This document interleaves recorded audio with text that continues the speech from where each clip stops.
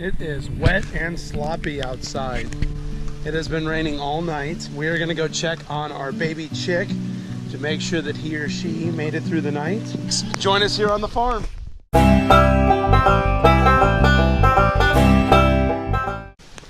And we will show you some of the other things that happen when it rains like the dickens in the mountains. Like and subscribe. Let us know by giving us a thumbs up that you enjoy this, because that means we're on point and that we're bringing you content that you enjoy.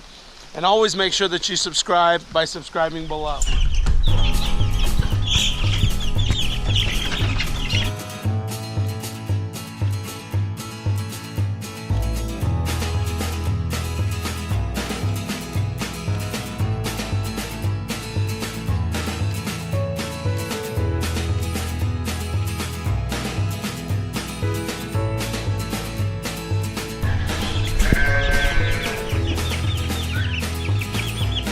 Getting so big.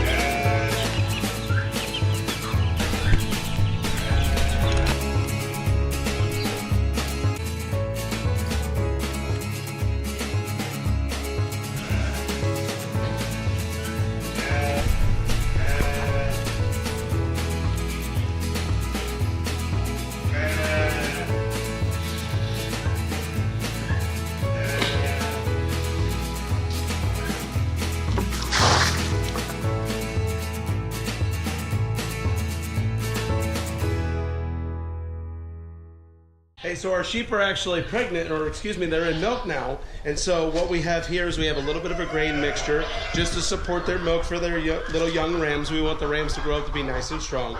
I have like a 15% protein mix here. And then we have some what's called black oil sunflower seeds and a little bit of beet pulp. And we're gonna go give it to them and let them be on their way today for the rest of the pasture. Are we hungry?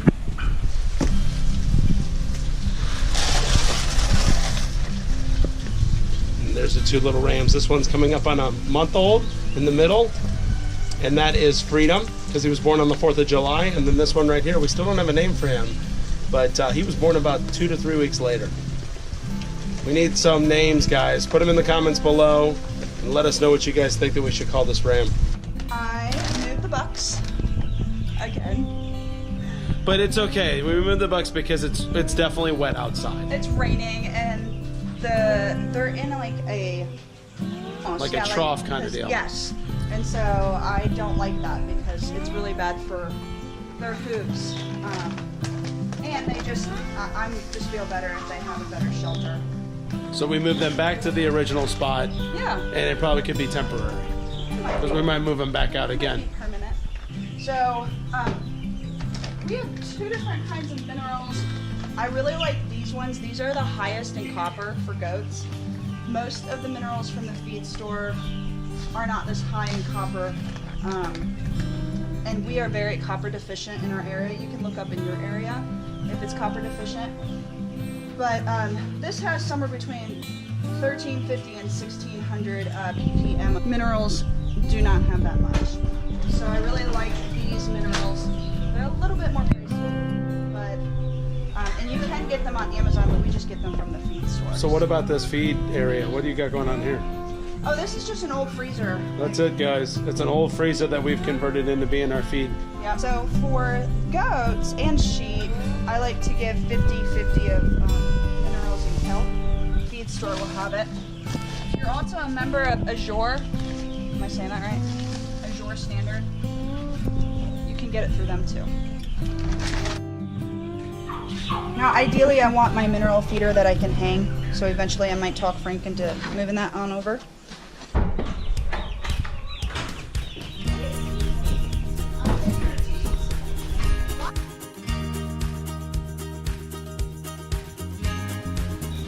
So I saw this idea from DaNelle, my friend DaNelle. She has a YouTube channel, Weaning and Ritz, and I'm going to tape her teats because she has a 5-month-old, over 5 months, that she hasn't weaned yet, and I just am sick of it. So I'm going to tape her teats, and hopefully it'll discourage the baby from eating.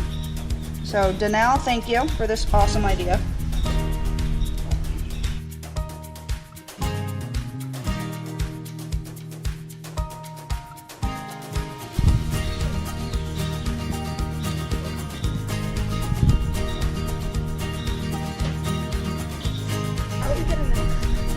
I'm going to be very careful and get it all. Keep her in there. I'm trying to wean the baby without separating them.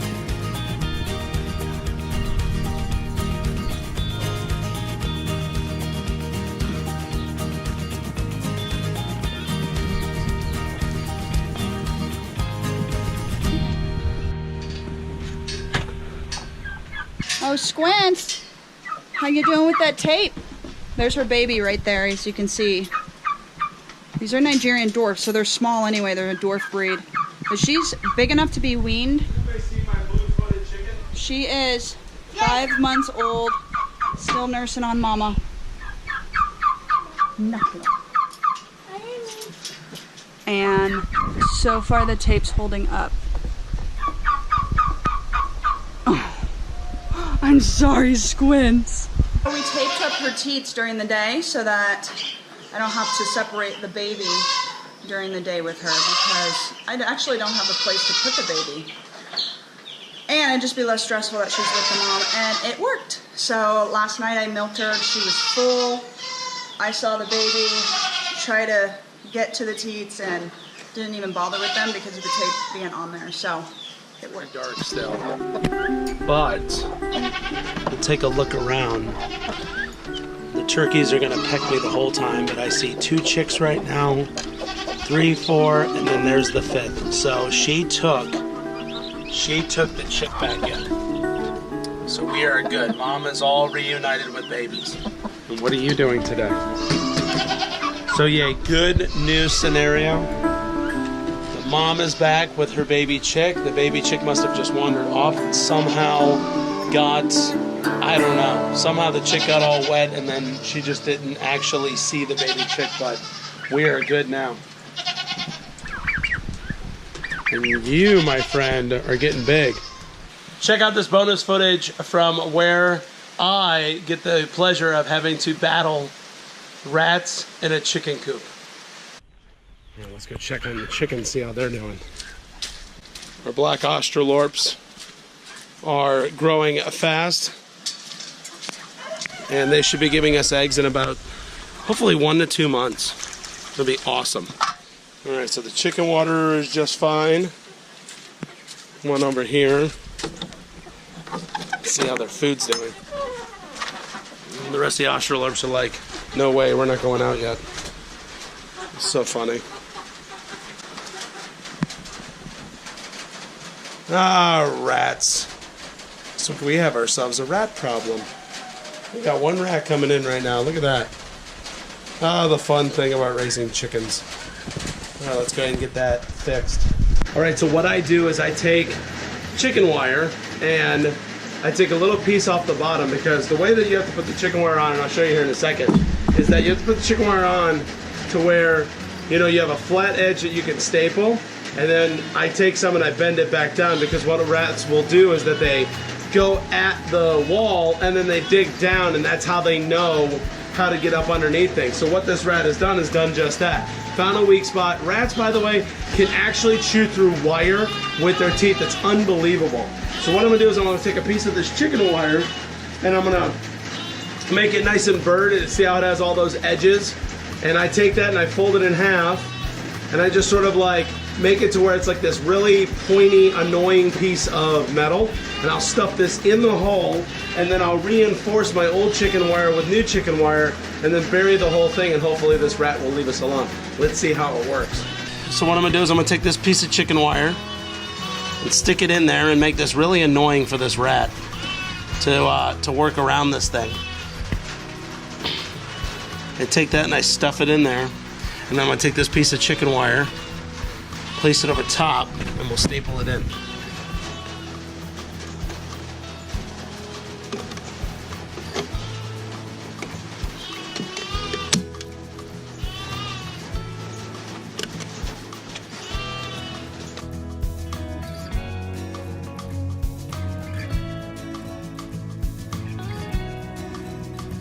That's pretty much it, and then what I'll do is I'm just gonna put some dirt back into the same hole, and we'll see how she works. We had to do that a little bit yesterday, so we'll see what this rat wants to do. That's why we've got cats, so hopefully the cats can also help me out with the rat.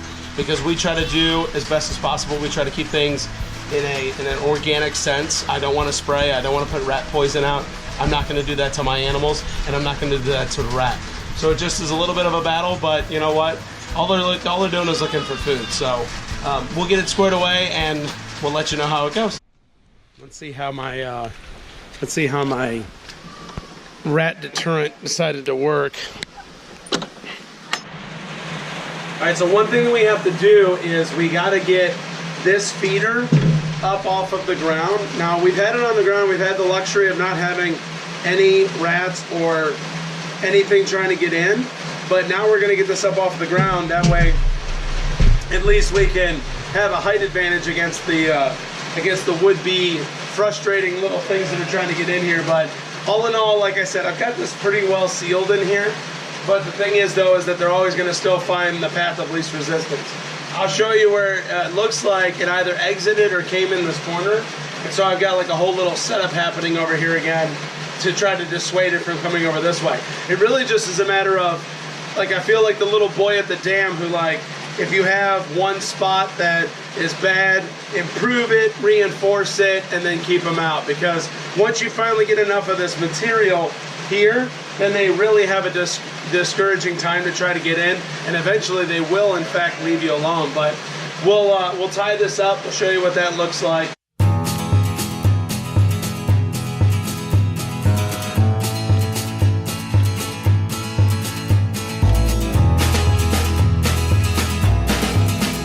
Okay, so what I've done is I already had a string here earlier when we were hanging it from before.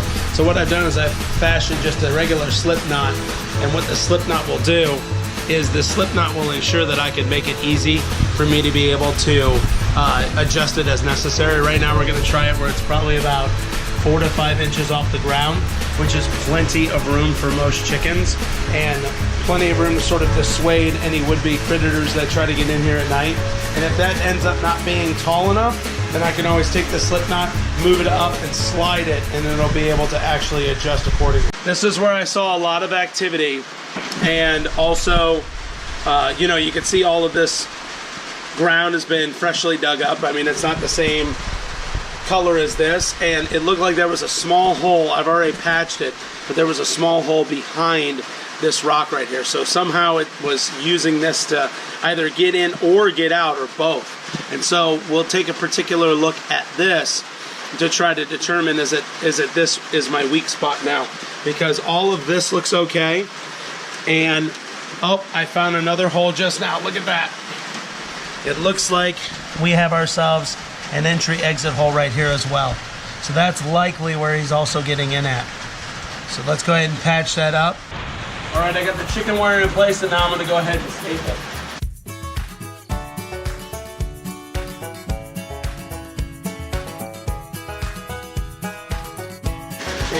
And whatever, it's all good. You can't let these things upset you.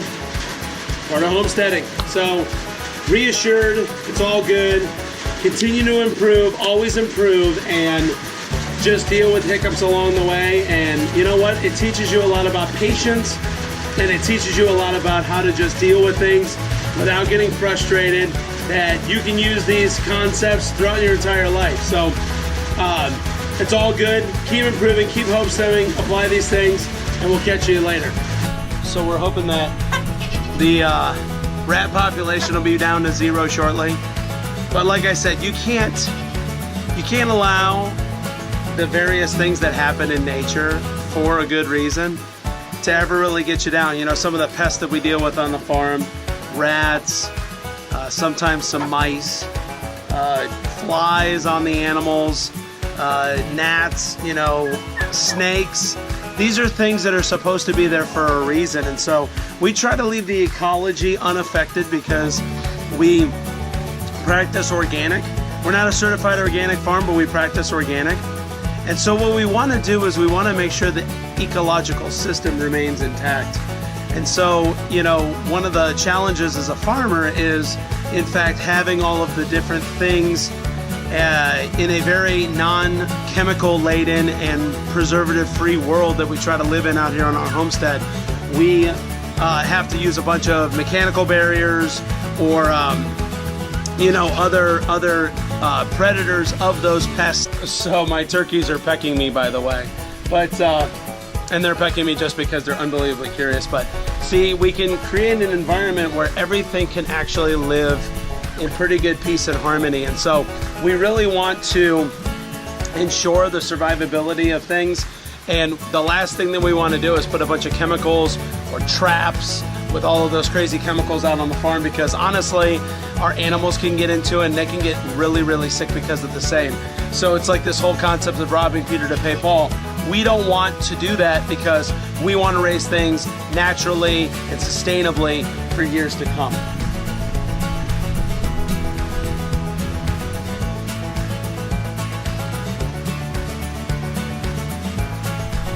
So we'll continue to abide by these principles, and we will keep you informed of what's going on with the current situation. And yeah, if you have any tips or tricks or techniques that you use on your farms as well, or if you have any ideas, we're always willing to implement these sorts of things. That's the only way that we learn, is we can learn from viewers as well as so put your comments, put your concerns, put whatever you want to down in the comments below, and let's do this farming thing together. So as I finish where I started, I'm gonna go inside and go get myself out of this sloppy wet mess, and get myself a nice hot towel and go get some breakfast. Have a great rest of your day, YouTube.